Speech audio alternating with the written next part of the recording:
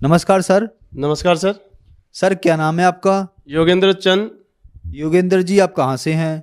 मैं गांव लाली, जिला दारचूला, महाकाली अंचल, नेपाल का रहने वाला हूं। योगेंद्र जी, संत रामपाल जी महाराज से नाम दीक्षा आपने कब ली? 1/11/2010 को मैंने संत रामपाल जी महाराज जी से नाम उपदेश लिया था। सर, संत रामपाल जी महाराज से नाम दीक्षा लेने से पहले आप क्या कोई भक्ति साधना भी करते थे? जी, मैं हनुमान जी का 22 वर्ष तक मैंने साधना की है, और साथ में ब्रह्मा विष्णु महेश और माँ दुर्गा और भगवती की पूजा करते थे, जहाँ पे हमेशा हर महीने में या साल में हमेशा बलि चढ़ाते थे। और दुर्गा माँ की पूजा साल में भागवत और हिंदू समाज के मुताबिक जो भागवत होते हैं और ये लगाया करते थे। 9 दुर्गा पूजा करते थे, और जिसमें साल में काफ़ी खर्चा आ जाता था और लाभ कुछ भी नहीं मिलता था हमें, और ज़्यादा घर में ज़्यादा परेशानी ही रहती थी। घर में कभी बच्चे बीमार हो जाते थे, कभी माताजी बीमार हो जाती थी, और घर में कलेश भी बहुत ज़्यादा बढ़ते रहे। और भूत प्रेतों का इतना ज़्यादा दबदबा था कि घर में हर समय रोज़ाना कलेश और झगड़ा के सिवा और कुछ भी नहीं होता था। और पिताजी और मम्मी का तो हमेशा ही झगड़ा रहता था, जिस कारण से हमें काफ़ी परेशानी होती थी।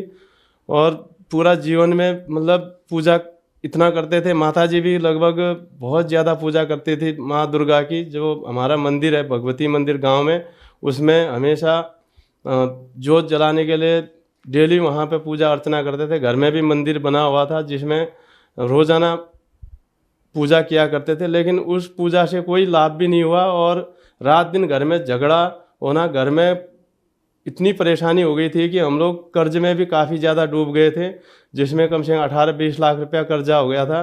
तो मैं काफ़ी परेशान रहता था कि ये कर्ज भी ज़्यादा बढ़ ही रहा है, और घर में कोई लाभ हो नहीं रहा है। और पत्नी भी काफ़ी ज़्यादा बीमार रहती थी, जिसमें उसका एक पाँव हमेशा मतलब दर्द रहता था। सर, जैसे कि आपने बताया कि आपको बहुत ज़्यादा परेशानी थी, तो क्या संत रामपाल जी महाराज से नाम दीक्षा लेने के बाद आपकी परेशानियां ठीक हुई?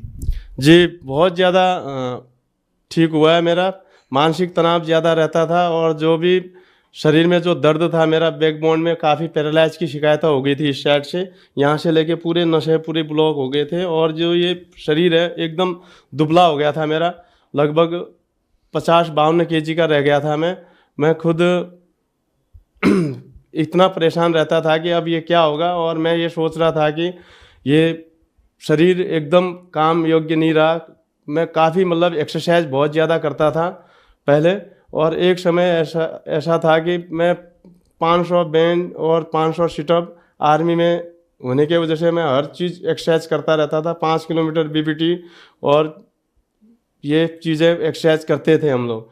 तो जब मेरा एक समय ऐसा था कि एक्सरसाइज में एकदम इतना 500 बेंच सिटअप लगाने वाला, एक समय एक कदम भी चलने के लिए मजबूरी होने लगी, तो तब मुझे एहसास हुआ कि अब ये तो जीवन बेकार हो गया है, अब मैं क्या करूं।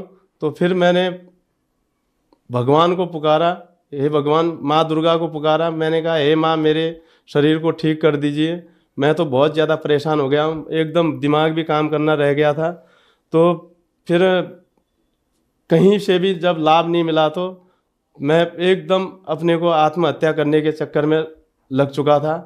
तो जब मैं संत रामपाल जी महाराज जी की शरण में आया, तो तब जाके मुझे आराम हुआ, और जो मेरी ये अल्पायु में मृत्यु थी वो संत रामपाल जी महाराज जी ने टाल दी। मेरी पत्नी काफ़ी बीमार रहती थी, जिसमें ये पेट सूजकर एकदम से इतना बहुत बड़ा पेट हो गया था, जिस कारण से जब डॉक्टरों को दिखाया, यहाँ पे पीलीभीत में डॉक्टर है पीटी सिंह, तो उनके पास में गए। वहाँ पे जाने के बाद में उन्होंने बोला कि भाई इनका बचना तो अब मुश्किल है, 99% ये ठीक नहीं हो पाएंगे, और इन्हें लखनऊ ले जाओ, यहाँ पे हम नहीं कर सकते हैं। बहुत बड़ा हॉस्पिटल था, पीटी सिंह जी एक बहुत बड़े डॉक्टर हैं वहाँ पे, तो जिन्होंने लखनऊ के लिए रिफ़ेर कर दिया। लेकिन लखनऊ न ले जाकर हम फिर वापस घर ले गए उन्हें, और नेपाल में ले जाकर फिर किसी ने बोला कि चितवन में लेके जाना। तो वहाँ जाने के बाद मैं पता चला कि अब ये इनका बचना भी मुश्किल है। लगभग 5 किलो का रिपोर्ट में दिखाया, 5 किलो का जो ट्यूमर था, जो 5 किलो का ट्यूमर बहुत बड़ा हो जाता है, जिस कारण से वो न खाना न वो करना। गांव में तो सब कहने लगे ये अब नहीं बचेंगे, गांव वालों ने सब कहने लगे ये 2-3 दिन में ख़त्म ही हो जाएंगे, अब ये बोल के सारे कहने लग गए थे। जिस कारण से हमें कोई सूझ नहीं आई। फिर मैंने गुरुजी से प्रार्थना लगवाई, संत रामपाल जी महाराज जी से। तो गुरुजी की दया से गुरुजी ने कहा बेटा ठीक हो जाएगा, परमात्मा दया करेंगे कह दिया। वो ट्यूमर ऑपरेशन के द्वारा निकाला गया और जो ट्यूमर था 5 किलो का निकला। डॉक्टरों को दिखाया, जो उन्होंने बताया कि इसमें 5 किलो का जो ट्यूमर है ये अब ऑपरेशन से भी ठीक नहीं हो सकता है, क्या कि उन्होंने रिपेयर कर दिया था। उत्तर प्रदेश पीलीभीत के पास में जो डॉक्टर है पीटी सिंह जी, वहाँ पे दिखवाया तो उन्होंने कहा कि भैया ये इनके पेट में बहुत बड़ा ट्यूमर हो चुका है, इनका ऑपरेशन होगा वो भी बचने के कोई चांसेस नहीं है, हमारे बस की बात नहीं है, क्या कि उन्होंने लखनऊ ले जाने के लिए कहा। तो जब हम वहाँ से चले गए वापस घर, तो फिर पत्नी के लिए हमने गुरुजी से प्रार्थना लगवाई, संत रामपाल जी महाराज जी से। प्रार्थना लगवाने के बाद में गुरुजी का आदेश आया कि ठीक हो जाएगा कह के। तो परमात्मा की दया से वो ऑपरेशन जो है सक्सेस हो गया और पत्नी की जान बची। आज लगभग 5-6 साल हो गए हैं जो कि पत्नी ठीक से है। मेरे पिताजी एक बार आश्रम में आए हुए थे और मैं भी उस टाइम में ऑन सर्विस में था, वहाँ हैदराबाद से मतलोक आश्रम बरवाला में आ गया था। तो गुरुजी के लिए दर्शन के मैं लाइन में लगे हुए थे पिताजी और हम। तो हमारी चर्चा होने लगी, इतने में पिताजी को अधरंग मार गया और उनका पूरा जो ये गला है यहाँ से घूमकर यहाँ तक पहुँच गया। तो बाद में काफ़ी देर तक वो होता रहा। गुरुजी के दर्शन होके हम लोग जैसे ही चले गए तो फिर ये काल का बहुत ज़्यादा अटैक था वहाँ पे, और ज़्यादा मतलब उनका परेशानी होने लगी। गला बिल्कुल यहाँ से मुड़कर पूरा एकदम टेढ़ा हो गया। तो हम लोग वहाँ पर रोने लगे, चिल्लाने लगे। फिर मैंने गुरुजी से प्रार्थना लगवाई, उसी टाइम में गुरुजी के दर्शन हो रहे थे। तो गुरुजी ने आदेश दिया ठीक हो जाएगा, चिंता मत करो कहा। और फिर अमृत जल मांगा, अमृत जल जैसे ही दिया, पिताजी का जो गला एकदम से टेढ़ा हो रखा था वो सही हो गया। और फिर वहीं पर जो आश्रम में नॉर्मल हॉस्पिटल फर्स्ट एड के लिए बनाया हुआ था, उसमें नॉर्मल इलाज करके पिताजी ठीक हैं आज। हमारे घर में जो पिशाच पूजा होती थी, पूरे खानदान के लोग आते थे और वो पिशाच पूजा साल में एक बार किया करते थे, जिसमें माताजी भी बहुत ज़्यादा उसमें कांप जाते थे और घर में शांति के लिए ये सारा कार्य करवा लेते थे। लेकिन ये कोई कुछ उस पूजा से कुछ भी लाभ नहीं होता था और ज़्यादा घर में क्लेश झगड़ा बढ़ता ही रहता था। और खुद मुझे भी प्रेत की बाधा थी, जो बिल्कुल शरीर में एकदम से कंपन जैसा रहता था। जब संत रामपाल जी महाराज जी से नाम उपदेश लिया तो वो भी लाभ हुआ है। एक बार घर में लेटिन बाथरूम बनाने के लिए हमने एक खड्डा खोद रहे थे, जिसमें बच्चे भी वहाँ पे नॉर्मल काम छोटा मोटा काम कर ही रहे थे। तो मेरा लड़का था सबसे छोटा वाला त्रिदेव, जो वहाँ पे आ गया और ऊपर से जो शब्बल रखा हुआ था वो उसके सर पे गिर गया। तो वो बेहोश हो गया वहीं पे और उसको उठाकर हम दोनों, मेरी पत्नी और मैं, रोने लग गए। वहाँ पे वो एकदम बेहोश हालत में था। तो इतने में गांव के कुछ लोग आके कहते हैं कि इसको हॉस्पिटल ले जाओ। मैंने कहा हॉस्पिटल तो मैं नहीं ले जाऊंगा, चाहे जो भी होगा मेरे गुरुजी ही ठीक करेंगे, संत रामपाल जी महाराज जी कह के कहा। तो गुरुजी की दया से उसी टाइम में तुरंत लड़का थोड़ा होश में आ गया। फिर वहाँ पे गुरुजी का मंत्र चलवाया हमने, तो काफ़ी आराम हो गया। 2-3 दिन में लड़का अपने आप ही बिना दवा के ठीक हो गया। शब्बल लगभग 8-10 किलो केजी का होता है, लोहे का, जो लंबा होता है इतना बड़ा। वो एकदम से ऊपर से आया और उसमें ऐसे कांटे टाइप का था साइड में, जो उसके सीधा सर पे लगा और लगभग आधा इंच करीब सर पे घुस गया एकदम से इतना। तो खून बहुत ज़्यादा बहने लगा नॉर्मल।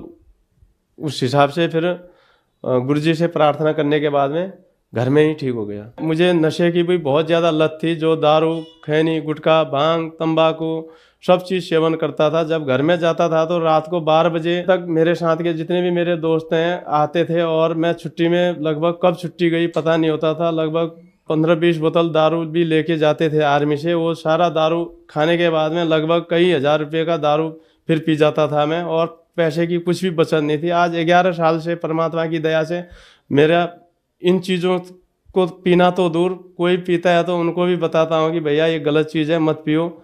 मैं जो दुख के दौर से गुजर रहा था, एकदम जो मेरे शरीर में जो पैरालाइज की शिकायत थी, जो मेरी आत्महत्या करने की जो ये प्रबल एकदम इच्छा हो रही थी कि मैं अब यहाँ हार चुका था इस संसार से, तो संत रामपाल जी महाराज जी की दया से आज मैं जिंदा हूँ। तो संत रामपाल जी महाराज जी की ही दया से हूँ।